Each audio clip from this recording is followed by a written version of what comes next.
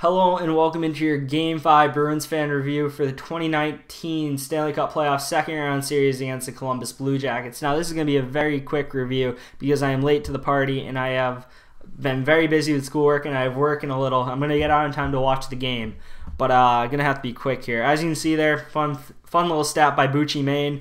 John Bucci Gross covers college hockey very well and the NHL, one of the best follows you can have for sports in general, or mainly hockey though. Bergeron, 124 games, 94 points in the playoffs. Krejci, 120, 95 points in the playoffs. Krejci is a monster, and you should respect him. Really, Krejci is one of the most disrespected players in the Bruins, and he's always one of the most underrated players on the Bruins. I've said that, and I will always say Krejci is the most underrated player on the Bruins. I've said it for a while.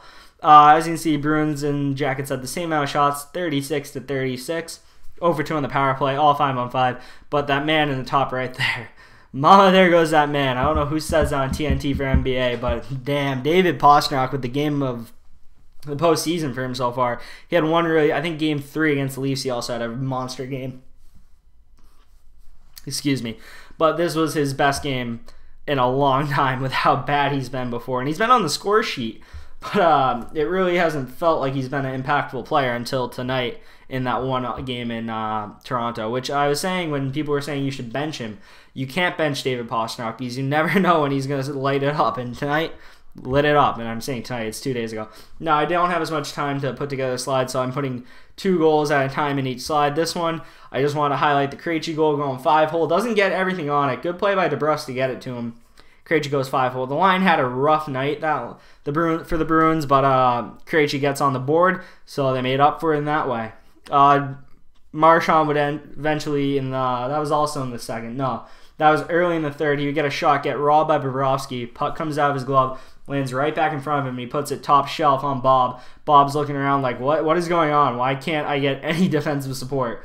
And it was really feeling like the Bruins were going to dominate this game, especially with how big a 2-goal lead feels in the series with how good both goaltenders have been. A huge save in the bottom left I highlighted there. The Nick Foligno undressed Zdeno Chara and tried to do the Forsberg on Rask. Rask stayed with it the whole way and kept it out of the net. Good on Tuukka. He's been a great goalie for us, and anyone who slanders him deserves to die. We then go to the Jones review goal, as you can see in the top right-hand corner there, where the puck squeaks in past the post. I did think it was a goal. I know a lot of people did not. I did. But, you know, not pro Bruins on everything. I thought that puck squeaked in. I was looking like, how did that not go in? And then they call it a goal. I was like, that's probably the right decision. Luckily, it wouldn't come back to hurt my Bruins. David Pastrnak with a 3-on-1 here. Really bad by the Blue Jackets. I think they were looking for a goal to get back in the game. Got caught with the odd man rush against. David Pastrnak with options takes a shot because Bobrovsky with his lateral movement is probably expecting a pass and he can get there. David Pastrnak with an amazing shot he has. Thumb injury, I don't know about that after this wicked wrister. But as you can see, really little lower body movement. It's all arms to throw off Bobrovsky and make him think that he's passing, which is why Bobrovsky doesn't make too much of a move on this. He picks it inside of the post, puts the Bruins up 3-1. The Bruins would collapse, though, and make it interesting, which is really bad for my cardiac health. And Ryan Dzingel would get a snipe over the top of Tuukka. This is a beautiful setup by Matt Duchene. I don't know how he made the pass to Dzingel, but he makes it, gets Tuukka off balance, and he goes top shelf. Really tough for Tuukka there. He can't really do much there. Then you got Dean Kukan swinging out of his shoes there. He snipes bar down. Good pass by Panarin to throw off the defense. Kukan gets a wide open shot, hits it with all the power he has, and that's a 1 in 1,000 shot right there for him to shoot. And he's not even going for like a corner. I think he's just trying to put as much power as he can, and he just whacks it as hard as he can and beats Tuukka bar down. Nothing Tuukka can do there either. Ties up 3-3, and I was thinking, wow, we're really going to blow this game, even though I felt like we were the better team for most of the game. And then David Pastrnak out of the doghouse and into the penthouse in the eyes of Bruins fans. Beautiful setup by Brad Marchand with a 3-on-2 rush. Slid. It might have been 3-on-3 actually.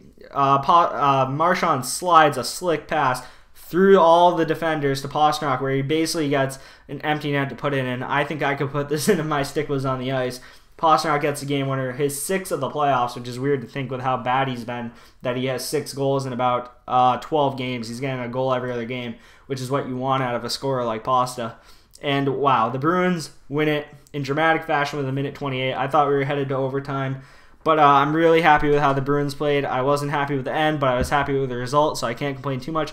Bruins are up 3-2 in the series now, and they have a very good opportunity tonight to beat Columbus in Game 6 and go to the Eastern Conference Finals, which is weird to think. If you told me the Bruins would make it to the Eastern Conference Finals at the beginning of the year, I would have been ecstatic because I would have thought we went through Toronto and Tampa in either order, and that would have been amazing to be able to beat both those teams. Now, we beat Toronto.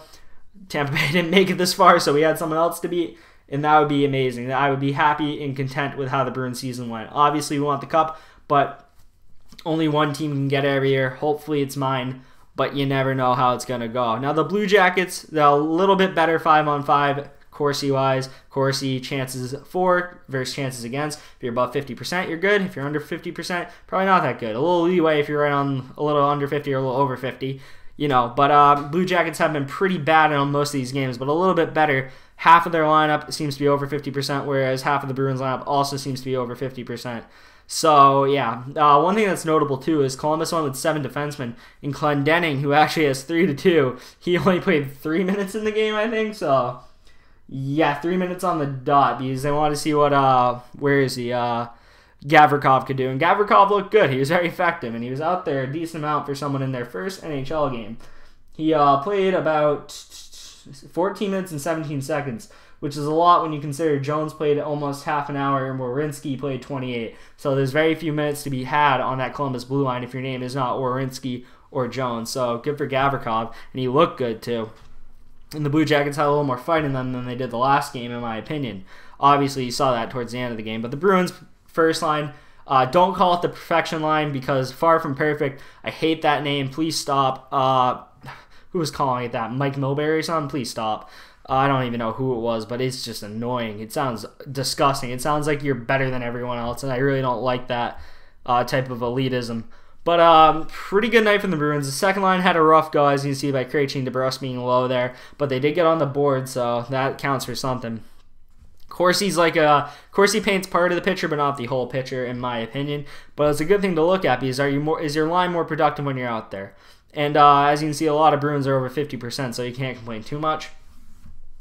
And that's just my thoughts on the game. There's not really too much I want to pick out here. I will point out Connor Clifton dropped from 90% offensive zone starts to 75, so a little more trust in Cassidy there to put him outside of the offensive zone. 100% offensive zone starts for Marcus Johansson, which I think makes all the sense in the world when you have home ice, because Marcus Johansson is purely an offensive player, kind of like Pastrnak, but Pastrnak plays with Bergeron and Marchand, so as you can see, they all have the same offensive zone start percentage. Now, it's going to be interesting to see how Game 6 goes. I think the Bruins will win it, and that might sound a little confident, but I'm feeling confident in my boys. For the first time in this playoffs, I feel confident that my team is going to win a game.